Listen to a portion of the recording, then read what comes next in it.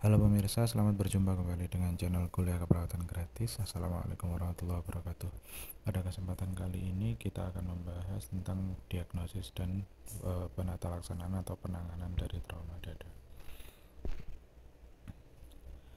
Untuk trauma dada seperti patah tulang iga dan pneumotoraks maupun hemotoraks bisa disimak di perkuliahan sebelumnya.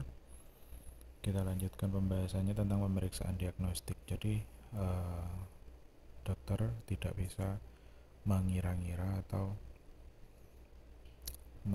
langsung tahu dengan hanya dilihat saja bahwa pasien itu penyakitnya apa gitu ya. Jadi harus dilakukan pemeriksaan diagnostik. Begitu pasien datang kalau trauma itu kan biasanya langsung ke IGD ya, instalasi gawat darurat atau unit gawat darurat.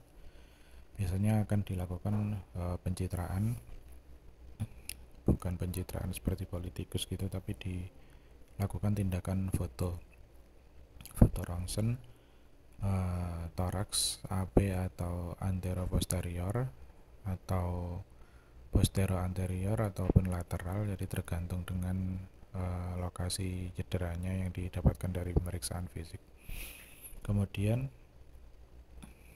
jika masih belum jelas atau dibutuhkan pemeriksaan yang lebih jelas, bisa dilakukan USG toraks. Jadi dilakukan pemeriksaan ultrasonografi, mirip seperti alatnya sama seperti USG ibu hamil, tapi yang dilakukan pemeriksaan gambarannya adalah di toraks ya,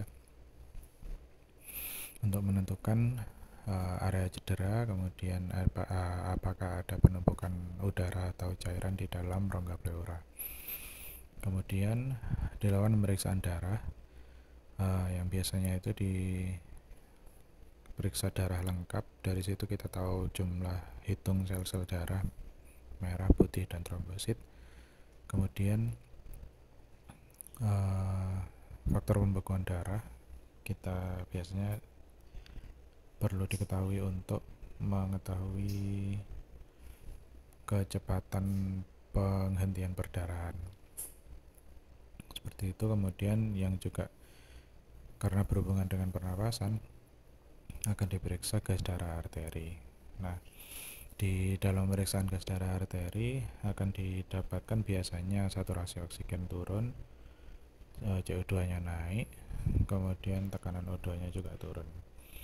Kemudian dari pemeriksaan darah lengkap mungkin didapatkan hemoglobin yang menurun akibat perdarahannya, termasuk hematokrit sama turun juga. Kemudian ada kemungkinan leukosit meningkat karena upaya dari darah atau dari tubuh untuk mengatasi infeksi dengan meningkatkan jumlah sel darah putih.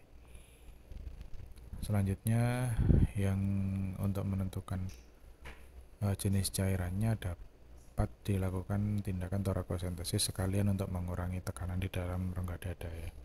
Torakosentesis itu artinya mengambil cairan dari dalam rongga dada untuk mengetahui cairan apa yang mengisi rongga dada. Kemudian setelah dilakukan diagnosa, dokter menentukan bahwa pasien mengalami misalnya hemotoraks.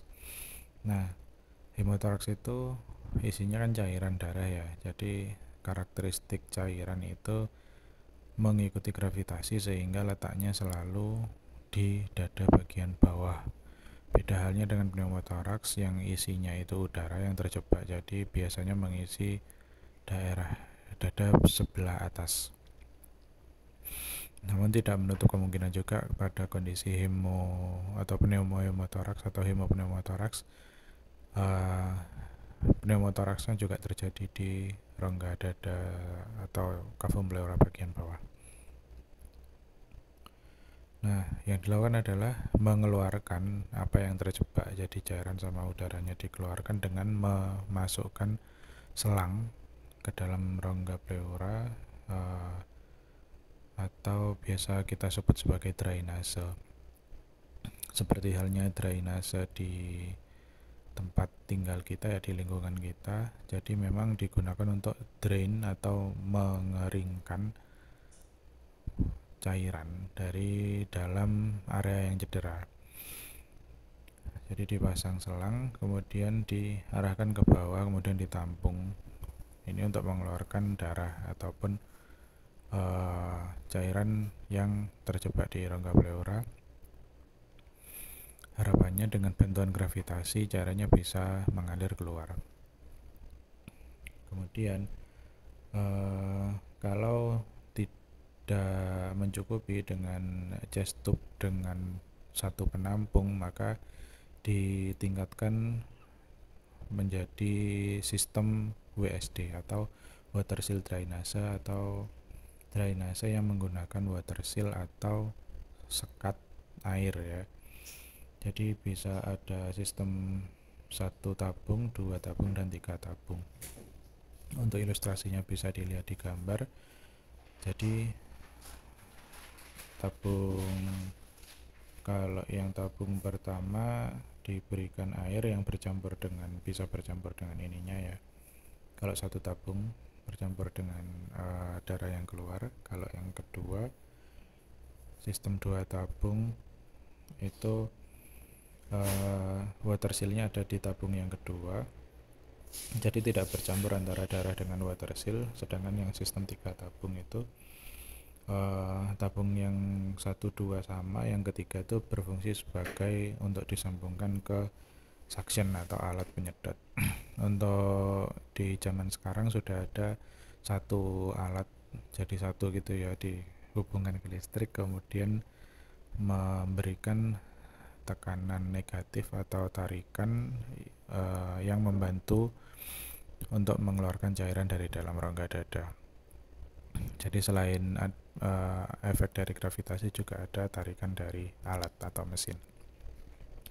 Demikian untuk kesempatan kali ini. Jika ada yang didiskusikan bisa ditulis di kolom komentar.